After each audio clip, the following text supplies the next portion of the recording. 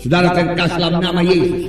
Kita akan melihat di sini, saudaraku, satu contoh, yaitu mengenai Yosafat. Yosafat ini anak Asa. Saudara, Yosafat berbuat perkara yang benar, bukan berbuat perkara yang jahat. Dan kita melihat apakah berkat yang dia terima, apakah akibatnya, supaya kita bisa teladani.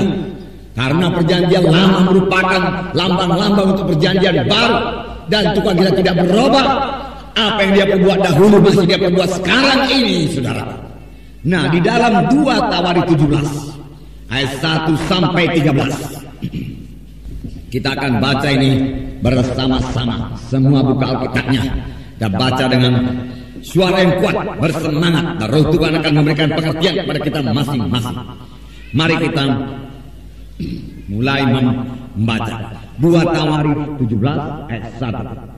Maka Yosafat anaknya menjadi raja menggantikan dia sebagai pemimpin Israel. Ia memperkuat dirinya dengan menempatkan tentara di semua kota yang berkubu di Yehuda dan pasukan-pasukan pendudukan di tanah Yehuda serta di kota-kota Efraim yang direbut oleh Asa ayahnya.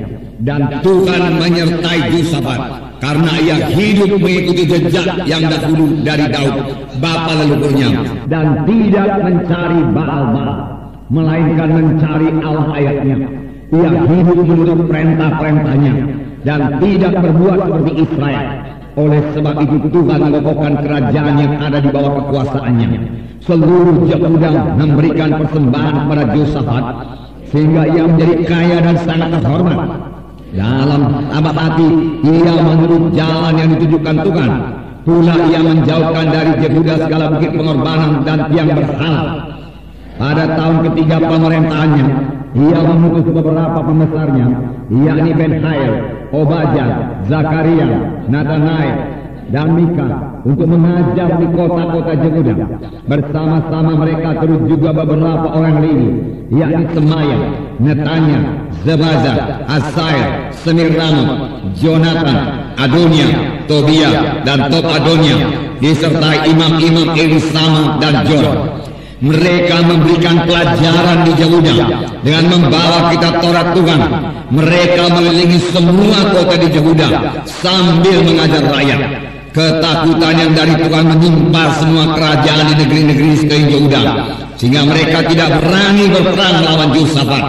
Dari antara orang-orang Filistin ada yang membawa kepada Yosafat persembahan dan perak sebagai upeti. Juga orang-orang Arab membawa kepadanya kambing domba jantan 7.700 ekor, kambing jantan 7.700 ekor. Yosafat makin lama makin kuat, menjadi luar biasa kuat. Di Yehuda ia membangun benteng-benteng dan kota-kota perbekalan. Banyak perbekalannya di kota-kota Yehuda. Orang-orang perangnya ada di Yerusalem. Semuanya pahlawan yang gagah perkasa. Oh, luar biasa. Saudaraku, berkat Tuhan. Bahkan di sini jelas-jelas dikatakan Yosafat menjadi kuat, bakal luar biasa kuat. Saudaraku, mengapa saudaraku? Karena Yosafat hidup benar di hadapan Tuhan, saudaraku. Sampai sekarang hidup benar di hadapan Tuhan, membawa hidup yang berkelimpahan, membawa hidup yang bersukacita, membawa hidup yang beruntung, saudaraku. Membawa hidup, saudaraku, yang damai sejahtera, membawa hidup yang mempermuliakan Tuhan sampai sekarang. Jikalau kita hidup benar di hadapan Tuhan, saudara, sama sebagaimana Yosafat hidup benar di hadapan Tuhan.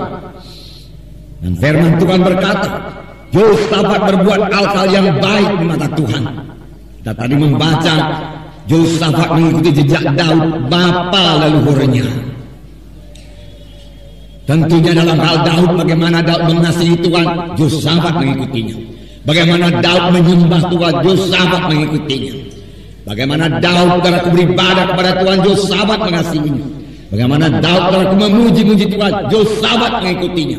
Saudaraku, bagaimana Daud mengasihi Tuhan, saudaraku, merindukan Tuhan, saudaraku, diikuti oleh Yosafat, saudaraku. Tentunya bukan dalam hal Daud berbuat zina dengan Batseba, saudaraku. Dan oleh sebab itu saudara, Yosafat diberkati Tuhan, saudara. Firman Tuhan juga berkata, ia tidak mencari Baal, ia tidak menyembah Baal-Baal, ia tidak ada sangkut paut dengan Baal. walau bangsa-bangsa di sekelilingnya menyembah para Baal. Dan sudah banyak raja-raja Israel dan Yehuda yang terikut pada penyembahan Baal. Yosafat sama sekali potong tahu. Tidak bisa, tidak ada.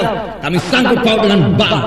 Kami mempunyai Tuhan yang hidup, dia katakan, yang meruntuhkan tiang-tiang berhala. Mesbah-mesbah Baal dihancurkannya semuanya, saudaraku. Sama seperti yang diperbuat oleh ayahnya Asa, saudaraku. Dia mencari Allah ayahnya Asa. Saudaraku, ayahnya bernama Raja Asa. Saudaraku, Raja Asa ini pun saudaraku takut akan Tuhan, berbuat perkara yang baik buat Tuhan, saudaraku. Dan hasilnya saudaraku luar biasa diberkati Tuhan.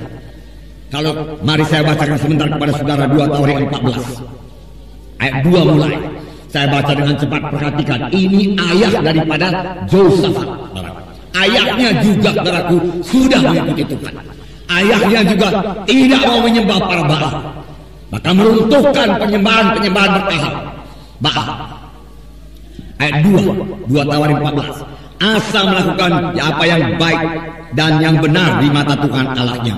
Ia menjauhkan mesbah-mesbah asing dan bukit-bukit pengorbanan, memecahkan tugu-tugu berhala dan menghancurkan tiang berhala. Nah, lihatlah di sini, ia menjauhkan mesbah-mesbah asing, bukit-bukit pengorbanan, tugu-tugu berhala, tiang-tiang berhala, hancurkan semua. Tidak ada kompromi. Demikian seharusnya hidup anak-anak Tuhan. Tidak ada sangkut paut, tidak ada kontak dengan upacara-upacara kegelapan. Ayat 4. Ia memerintahkan orang Yehuda supaya mereka mencari Tuhan, Allah nenek moyang mereka, dan mematuhi hukum dan perintah. Cari Tuhan, Tuhan kita yang hidup, yang mengantarkan kita keluar dari Mesir, Tuhan yang berkuasa, Tuhan yang mendengarkan doa, yang mengasihi kita. Dan mari kita patuhi hukum-hukumnya. Ia menjauhkan bukit-bukit pengorbanan dan pedupaan-pedupaan dan segala kota di Yehuda. Akibatnya, dan kerajaan pun aman di bawah pemerintahannya. Kerajaan menjadi aman, bukan dengan bala tentara yang kuat, bukan dengan organisasi yang paling baik. Tidak, karena dia mencari Tuhan yang hidup, tidak menyembah Baal, meruntuhkan semua berhala-berhala, dan kerajaan pun aman. Tuhan campur tangan, Tuhan memberkati hidupnya, terbuka jalan kepada Tuhan untuk menolong kita. Sebaliknya juga kalau kita sangkut paut dengan para Baal, berhala-berhala, maka bukannya tanganku terlalu pendek menolong kamu, Tuhan berkata, bukan telingaku terlalu berat mendengarkan doamu, tapi dosamu serupa dengan dinding memisahkan engkau dengan aku. Aku tidak bisa mendengarkan engkau, Tuhan berkata. Ayat 6. Karena negeri itu aman dan tidak ada yang memeranginya di tahun-tahun itu, ia dapat membangun kota-kota benteng di Yehuda. Tuhan telah mengaruniakan keamanan kepadanya, dapat membangun keberkatan, saudaraku. Keberkatan. Ada juga orang saudaraku yang mengumpulkan uang dunia ini tidak dapat membangun. Uang itu habis keluar untuk segala urusan dunia ini, saudaraku. Urusan penyakit lah, urusan dagang yang ditipu lah, dan lain sebagainya. Dia tidak bisa menikmati. Tetapi dalam Tuhan, saudaraku, mereka menikmati berkat Tuhan. Kerajaan aman dan mereka bisa membangun. Inilah hidup di dalam Tuhan, saudaraku.